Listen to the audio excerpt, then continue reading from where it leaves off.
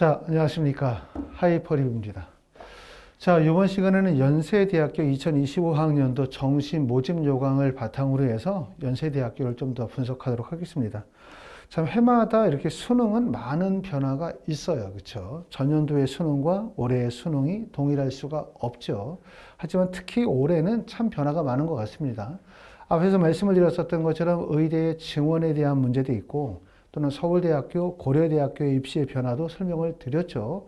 특히 이제 고려대 같은 경우처럼 전년도에서는 대부분 관하군에 선발하던 대학들이 관하 다군으로 선발하면서 다군의 모집대학과 모집인원이 큰 폭으로 늘었다는 점들은 정시 입시에 커다란 변화를 줄 가능성이 높아요. 자, 연세대학교도 구체적으로 많은 변화들이 있거든요. 일단 모집인원은 1,538명으로 전년도 대비 38명이 증가했기 때문에 커다란 변화는 없어요. 수시와 정시의 비율로 따지면 41.6%이기 때문에 정시의 선발 인원이 꽤 많은 편이다 라고 말씀을 드릴 수가 있고요. 첫 번째 변화를 꼽자면 광역 모집 단위가 발생이 되어지면서 특히 상경계열에서 70명, 생명과학 시스템에서 생명과학부에서 20명을 광역 모집 단위로 선발한다는 점을 첫 번째 특징으로 볼 수 있는데, 요거는 이제 무전공학과가 수시와 정시에서 확대가 되어지기 때문에 연세대학교만 해당되는 것이 아니라 전반적으로 대부분의 대학들이 이렇게 광역 모집 단위 무전공학과가 많이 신설이 되고 있습니다. 자, 두 번째 가장 큰 특징은 아마도 이거일 것 같아요. 정시의 모집 지원 자격 및 반영 비율에 대한 변경이 발생이 되어졌다는 점을 볼 수가 있고, 연세대학교는 네 가지로 유형화시켜서 반영 비율을 정리하고 있는데, 첫 번째 유형 1은 인문계열이에요. 인문계열의 사탐의 3%의 가산점, 유형 2인 자연계는 과탐의 3%의 가산점을 주는데, 이 과탐의 3%, 사탐의 3%의 가산점이 얼마나 이게 영향력이 있을까라고 생각해보면 그냥 3%라는 의미로 생각하면 크지 않아요. 하지만 내가 연세대학교를 원서를 쓰게 되고 연세대학교에서 컴퓨터학과의 원서를 쓰게 되거나 연세대학교의 경영학과의 원서를 쓰게 된다면 결국은 동일대학, 동일학과의 원서를 쓰게 되면 지원하는 학생들 간의 점수의 폭이 매우 좁아질 수밖에 없죠. 이렇게 될 때는 결국 작은 점수가 커다란 영향력을 보여줄 수밖에 없기 때문에 3%의 영향력은 매우 크다. 다시 말하면 인문계열 같은 경우는 사탐을 선택하지 않는다. 자연계열 같은 경우는 과탐을 선택하지 않는다라고 하면 현실적으로 합격이 매우 어려울 수 있다. 이렇게 판단될 수도 있을 정도의 의미라고 보실 수가 있고요. 자, 국제나 통합이나 체능 같은 경우는 별도의 가산점을 부여하고 있지는 않습니다. 자, 이렇게 이제 인문계열, 자연계열, 국제통합, 체능과 그 다음에 예능 네 개의 유형의 수능 영역별 반영 비율에 대해서 우리가 살펴보시면 먼저 인문계열은 보시는 것처럼 수학에 200점, 인문계열은 수학에 200점, 그래서 전체 800점 만점으로 국어 300, 수학 200, 영어 100, 탐구에 200점을 반영을 하게 돼요. 결국은 뭐냐면 인문계열 유형원의 원서를 쓰게 되면 뭐를 잘 봐야 돼? 국어 시험을 잘 봐야 돼요. 무조건 국어 시험을 잘 봐야 된다고 말씀을 드릴 수가 있고, 자연계열 유형 2는 국어의 반영 비율은 점수가 200점이고 수학에 300점, 그 다음에 영어 100점에 탐구가 300점이기 때문에 더군다나 과탐에 대해서 3%의 가산점을 부여하고 있으므로 수학과 탐구를 잘 보는 게 매우 중요할 수밖에 없겠죠. 자, 이것을 100% 기준으로 해서 수능 영역별 반영 비율을 환산하면 점수가 더 커지거든요. 보시면 인문계열은 국어의 반영 비율이 37.5%, 수학이 25%, 그 다음에 탐구가 25%고 영어가 12.5%이기 때문에 보시는 것처럼 국어의 영향력이 절대적으로 클 수밖에 없다. 이렇게 말씀을 드리지만 물론 그렇다 하더라도 이렇게 37.5%라는 영향력이 작년과 동일하게 국어 영역의 난이도가 높게 출제가 되어졌다면 결국은 상위권 학생들 간의 점수의 폭이 커질 수밖에 없어요. 그러면 국어의 영향력이 더욱더 커지는 거지만 반대로 국어가 그렇게 어렵지 않았다. 특히 1등급과 만점의 구간 점수 간격이 좁아지게 되어지면 반영 비율이 높다 하더라도 실제 국어의 영향력이 축소되면서 반영 비율이 적은 수학이나 다른 과목의 영향력이 커질 수밖에 없기 때문에 무조건 국어 반영 비율이 높다고 해서 국어를 잘 보면 무조건 유리한 것이 아니라 결국은 국어의 난이도가 얼마나 높느냐. 다시 말하면 1등급과 만점의 표점의 차이가 얼마나 벌어지느냐, 이런 부분들을 중요하게 우리가 보셔야 될 거라는 생각이 듭니다. 자, 수학 같은 경우는 보시는 것처럼 자연 계열은 국어가 22.2%, 수학이 33.3%, 탐구가 33.3%고 영어가 11.1%이기 때문에 말씀드렸었던 것처럼 수학과 탐구의 영향력이 크고요. 그 다음에 의예과인 경우에는 면접을 실시하도록 하고 있습니다. 올해 가장 크게 달라진 점은 결국은 뭐냐면 인문계열의 가산점 3% 사탐에 주고 있다는 점, 그 다음에 자연계열의 가탐에 3%의 가산점을 주고 있다는 점이 가장 큰 변화라고 말씀을 드릴 수가 있을 것 같습니다. 또 하나의 변화라고 한다면 이렇게 첨단학과의 증원에 따라서 인공지능 융합대학에 대한 모집 단위가 신설이 되고 명칭이 변경되었다는 특징이라고 말씀을 드릴 수가 있고요. 기존의 컴퓨터 과학과가 인공지능학과를 컴퓨터 첨단 컴퓨팅 학과로 변경을 했어요. 그리고 수시에서 95명, 정시에서 54명을 선발하고 있고요. 그 다음에 IT 융합공과대학은 올해 IT 융합공학 전공으로 명칭이 변경이 되어졌다는 점도 특징이라고 보실 수가 있습니다. 하지만 무엇보다 가장 큰 특징이라고 말씀을 드리면 아까 말씀드렸던 것처럼 우리가 수능의 분야를 4개의 영역으로 구분을 하고 그리고 유형 1에 해당되는 인문계열에서는 사탐의 3%의 가산점, 유형 2에 해당되는 자연계열의 과탐의 3%를 부여하고 있다는 점이 가장 큰 특징이라고 말씀을 드릴 수가 있겠습니다. 자, 이처럼 선택 과목에 대한 제한이 폐지가 되고요. 그 다음에 사탐과 과탐에 대한 동일한 가산점이 부여가 되고 또 수학에 대한 반영 비율이 낮아지는 거죠. 인문계열 같은 경우 낮아지고 또 지난해 정시처럼 사탐과 과탐에 대한 통합 변환 표준 점수가 적용이 되어지는 상황이기 때문에 결론적으로 얘기하면 교차 지원의 비율이 예전에 비해서 축소가 될 수밖에 없어요. 자연계 학생들이 인문계학과의 원서를 썼었을 때 가지고 있는 경쟁력이나 유리한 점들이 사라질 가능성이 높기 때문에 그만큼 교차 지원은 2025학년도보다 축소될 가능성이 높다고 말씀을 드릴 수가 있고요.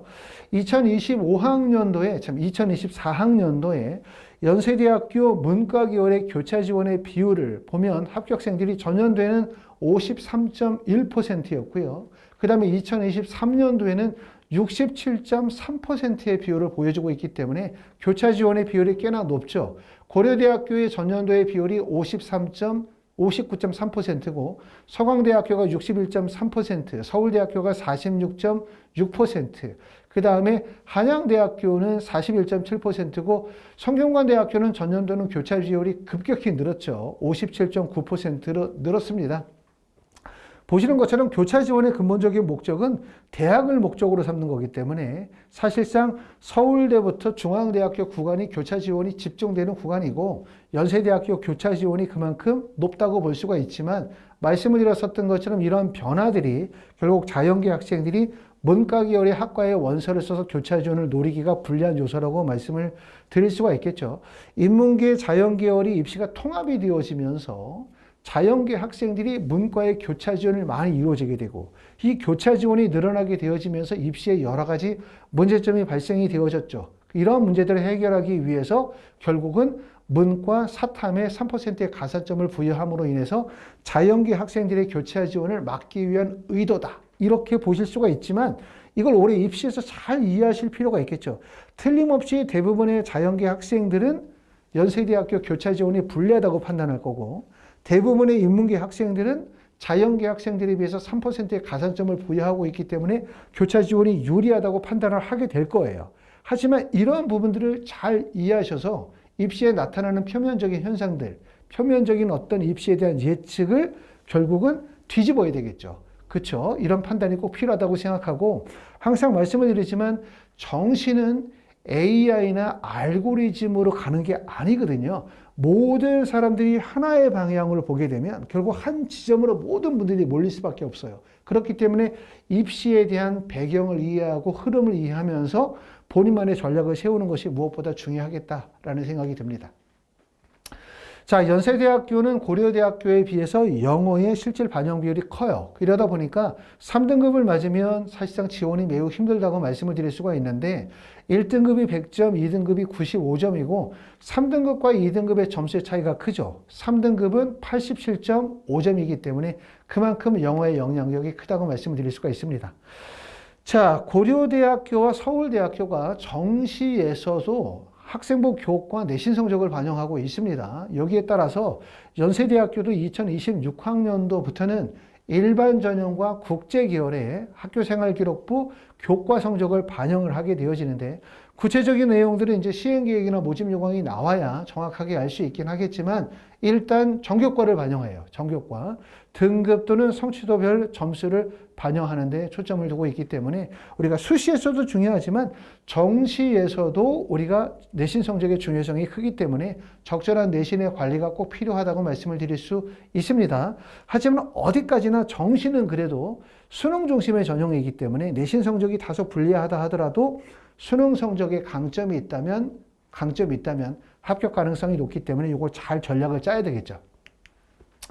자, 연세대학교 수시 2월 인원은 비교적 다른 대학에 비해서는 좀 많은 편인 것 같아요. 2024년도에 수시 2월 인원이 195명이었어요. 그 전년도가 136명, 그 전년도가 162명이기 때문에 비교적 수시 2원이 좀 큰 편이고 수시 2원 인원이 전년도에 많았었던 학과가 융합인문 사회과학부가 82명이 2월이 됐고요. 정수시에서 정시로. 그 다음에 융합과학공학부가 28명, 전기전자공학부가 15명이 수시에서 정시로 2월이 됐다.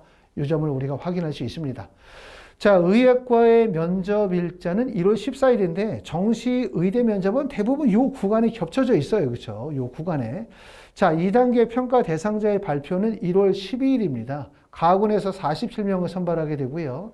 연세 한마음에서 1명, 농어촌에서 1명을 선발하게 되는데 연세대학교 의대 정시 면접은 다른 대학과 좀 달라요. 그렇기 때문에 현실적으로 그룹 수업이 좀 어렵고 연세대학교만 그렇죠. 다른 대학과 같이 수업이 어렵기 때문에 연세대학교만 별도 빼서 우리가 수업을 진행하게 되는데 연세대학교 정시 의대 면접은 파트 1과 파트 2로 구분이 되고 파트 1은 대면 면접, 파트 2는 비대면 녹화 면접이고요. 파트 1은 대면 면접으로 의학을 전공하는 데 필요한 인적성 면접, MMI 중심의 면접이라고 보시면 되고 파트 2는 대부분 다 학업 역량을 평가하는 면접이라고 보실 수 있습니다. 파트 2에서 나오는 출제의 범위는 수학, 그 다음에 물리, 화학, 생명과학, 지구과학 등의 전체적인 범위에 관한 내용들이 출제가 되어지기 때문에 그만큼 많은 준비를 필요로 한다고 말씀을 드릴 수 있고요. 수능 시험 잘 보셔가지고 연세대학교 정시로 의대 원서 쓰시는 분들은 미리 연락 주시고 학원에서 정시 의대 면접 진행하니까 나중에 또 말씀을 드리도록 하겠습니다.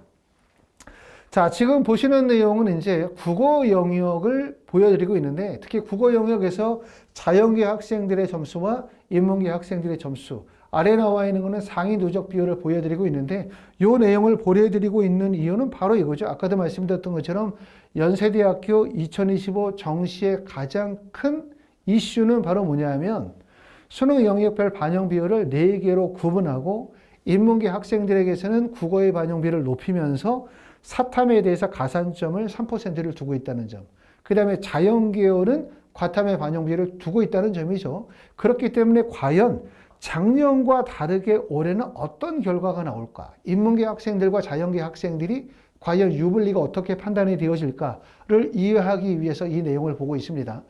작년과 같은 수능, 다시 말하면 국어가 어려웠었던 수능을 고려하게 되어질 때 자연계 학생들과 인문계를 비교하면 수학에 비해서 국어 영역은 자연계와 인문계 학생들 간의 점수의 격차가 크지 않아요. 보시는 것처럼 1등급에서 자연계 학생들의 비율이 약 58%일 때 인문계 학생들의 비율이 약 42%가 정도가 되고요. 1등급에서 인문계와 자연계의 격차가 크지 않다는 점이죠. 그리고 2등급으로 가면서 자연계 학생들보다 인문계 학생들의 2등급의 비율이 더 높아지는 현상들이 발생이 되죠. 결국은 뭐냐면 2등급이나 3등급 이하로 가면 인문계나 자연계나 사실상 격차가 크지 않고 1등급 내에서는 자연계 학생들이 인문계 학생들보다 대략적으로 한 15% 정도 비율이 좀 더 높다. 이렇게 이해하실 수가 있을 것 같은데 말씀을 드렸었던 것처럼 올해 자연계에서 특히 올해 인문계에서 연세대학교 국어 영역의 반영 비율을 높게 반영한다 하더라도 이 사실도 중요하지만 더 중요한 사실은 과연 국어가 어느 정도의 변별력을 보여줄 것이냐 이거고 그리고 결국은 변별력이 높게 발생이 되어지고 내가 국어 영역의 시험을 잘 봤었을 때 그만큼 연세대학교가 유리하겠죠. 결론적으로 얘기하면 내가 연세대학교를 쓸까 고려대학교를 쓸까를 결정할 때 있어서 첫 번째는 내가 국어 시험을 잘 봤느냐, 두 번째는 국어의 난이도가 높았느냐, 그러면서 다른 학생들과의 점수의 간격을 벌릴 수 있느냐, 이 부분이 가장 관건이라고 말씀을 드릴 수 있습니다. 자, 수학 영역은 자연계와 인문계의 격차가 매우 크게 벌어져요. 지금 보시는 것처럼 1등급에서 자연계 학생들의 비율이 대략적으로 80%를 넘습니다. 그 다음에 인문계 학생들의 비율은 대략적으로 20% 정도에 머물고 있기 때문에 사실상 자연계 학과에서는 1등급에서는 수학 영역에서는 자연계 학생들의 비율이 워낙 높고 2등급이나 3등급으로 간다 하더라도 수학 영역에서는 자연계의 우위가 되게 크게 벌어져요. 그렇기 때문에 결국은 수학의 난이도가 높아지면 자연계 학생들이 유리하고 인문계 학생들이 불리해질 수밖에 없다는 얘기고요. 지금 상위 누적의 분포폭도 보면 그래프가 매우 급격하잖아요. 결국은 국어 영역과 수학 영역을 비교하게 되면 상위권 대학의 합격 또는 지원한 대학의 합격을 결정하는 점수는 국어 영역이 아니라 수학 영역이 합격을 결정하고 국어보다 수학의 영향력이 크다는 점을 말씀을 드릴 수가 있을 것 같습니다. 자, 대략적으로 우리가 연세대학교에 합격을 하려면 몇 점 정도 맞아야 연세대를 합격할 수 있을까? 이런 궁금증을 가지고 계시는 분들이 계시기 때문에 보시는 것처럼 자연계열의 전년도에 상위 누적 비율과 합격 예측 점수를 보여드리면서 이해를 돕고 있습니다. 자, 연세대학교 의예과는 작년 기준으로 표준 점수가 432점인데 표점은 매년 바뀌기 때문에 이 432점이 고정값은 아니에요. 그렇죠. 그러면 어느 정도 비율이 돼야 되냐? 연세대학교 의예과에 합격을 하기 위해서는 0.05%. 정말 상상할 수 없을 정도의 엄청나게 높은 점수죠. 수능을 만점을 맞는다 하더라도 연세대 의대를 꼭 붙는다고 얘기할 수 없어요. 그렇죠. 수능의 난이도 또는 과탐이 내가 선택한 과목의 표점이 얼마나 나오느냐 여러 가지가 중요하기 때문에 결국은 그만큼 어렵다고 말씀을 드릴 수가 있고요. 연세대학교 자연계열의 대부분의 점수의 구간은 상위 누적 비율을 보면 1.85%에서 2.27% 정도 구간이고 표준 점수를 보게 되면 대략적으로 405점에서 한 402점 정도의 구간에 대부분의 학생들이 밀집되어져 있다고 말씀을 드릴 수가 있고 특히 박스권 상위 누적 비율 1.85%, 2.27%의 구간이 매우 어려워요. 인문계열에 비해서 자연계는 학과 선택이 매우 중요하죠. 대학만으로 이동하는 것이 아니기 때문에 사실상 하위 학과보다는 그 중간 정도의 학과에 대부분의 학생들이 밀집되는 현상들이 매우 큽니다. 바로 그 지점에 보시는 것처럼 뭐 기계공학과나 IT 융합부터 시작해서 뭐 사회환경이나 물리나 건축 정도의 지점이 바로 대부분의 학생들이 몰리는 지점이라고 볼 수가 있기 때문에 그만큼 자연계열의 학과 선택폭이 좁다. 이 점을 우리가 특징으로 보실 수가 있고요. 자, 인문계열은 어느 정도 점수가 되어야 될까? 인문계열에서는 연세대학교 경영학과의 원서를 쓴다면 407점이고요. 407점은 상위 누적 비율이 0.3%가 정도 되고 인문계열에서 가장 낮은 학과는 395점 하스이고 이거는 1.05%이기 때문에 동일 대학 내에서도 점수폭이 매우 큽니다. 대부분의 학생들이 밀집되는 구간은 상위 누적 비율 0.6%에서 약 대략적으로 0.92%에 해당이 되는데 고려대학교도 마찬가지로 연세대학교도 마찬가지고 이 두 개의 대학은 정시 지원은 특히 스카이대학에 대한 학생들의 선호도와 열망이 너무 높아요. 그렇죠? 떨어져도 연대 쓴다는 게 경향성이 너무 강하거든요. 특히 연세대학교와 고려대학을 비교할 때 대부분의 학생들이 연세대의 선호도가 워낙 높다 보니까 연세대학교의 상위권 학생들이 몰리고 연세대학교의 하위권 학생들이 몰려요. 이러다 보니까 고려대학교에 비해서 연세대학교의 경쟁률이 매우 높고 특히 인문계열은 교차 지원이 발생이 되어지다 보니까 상위권, 중위권, 하위권 관계없이 모든 지점이 원서 지원이 참 어려운 지점이에요. 그러니까 전략을 세우기가 매우 어렵다. 이런 점들을 잘 보셔야 되고, 예전에 비해서 이렇게 모니카가 통합이 되어지고 교차 지원이 발생이 되어지는 상태, 더군다나 올해처럼 전년도와 또 다르게 수능 영역의 반영 비율을 4개의 구간으로 나누면서 유형 1에 해당되는 인문 계열에서는 국어의 반영 비율을 높게 주면서 사탐의 3%의 가산점, 또 자연 계열은 수학과 과학의 반영 비율을 높게 주면서 과탐의 3%를 반영 비율은, 이런 입시의 변화가 발생이 되어진 상황은 전년도하고는 또 다른 입시의 상황이기 때문에 결국은 데이터를 중심으로 전년도 입시의 데이터를 바탕으로 방향성을 찾아나가는 AI나 알고리즘의 원서 지원의 방식으로는 사실상 지원 전략을 세우기가 어렵다. 이 점을 꼭 말씀을 드리고, 많은 분들이 원서를 쓸 때 대학을 붙기를 희망을 해요. 붙기를 희망하지만 그 붙는 대학이 내 성적보다 낮은 대학에 붙기를 희망하는 사람이 아무도 없어요. 그러니까 붙기를 희망하는 건 맞는데 어떤 대학을 희망하냐? 내 성적보다 더 높은 대학을 희망해요. 정시 지원은 그래서 상향 지원, 추가 합격에 대한 지원 전략이 반드시 필요하다는 얘기인데, 이 추가 합격을 하려면 결국은 뭐냐면 자신의 성적대보다, 예를 들어서 내가 표준 점수 기준이 400점이라고 한다면 자신의 성적보다 더 높은 점수의 원서를 써야 돼요. 400점보다 높은 점수 401, 402, 403, 404점에 대한 원서 지원을 세워야 되는데, 일반적인 진학사나 UA나 등등등의 사이트에 나와 있는 이런 AI나 알고리즘의 원서 지원은 자신의 성적에 맞는 지원 전략이거든요. 그렇기 때문에 자신의 성적을 뛰어넘는 추가 합격에 대한 지원 전략을 수립하기가 어렵다는 점이에요. 그렇기 때문에 이러한 것들은 입시에 대한 또 다른 이해가 반드시 필요하다, 이렇게 말씀을 드릴 수가 있습니다. 자, 하이퍼리뷰에서는 정시 컨설팅에 대한 예약 접수를 진행하고 있습니다. 계속 받고 있기 때문에 아직 예약 접수 안 하신 분들은 하이퍼리뷰 연락 주셔서 미리 사전에 예약 접수하시고, 컨설팅의 기간은 12월 18일부터 12월 30일의 기간으로 보고 있고요. 아마 컨설팅을 예약 접수하시는 분들의 가장 희망사항은 보통 12월 20일 또는 12월 25일부터 12월 30일까지 가장 핫한 기간에 최고의 선생님과 상담을 하기 위한 것이 목적이 아닐까라는 생각이 듭니다. 자, 오늘은 연세대학교 정시 모집에 대해서 설명을 드렸고요. 다음 시간에 또 뵙도록 하겠습니다. 감사합니다.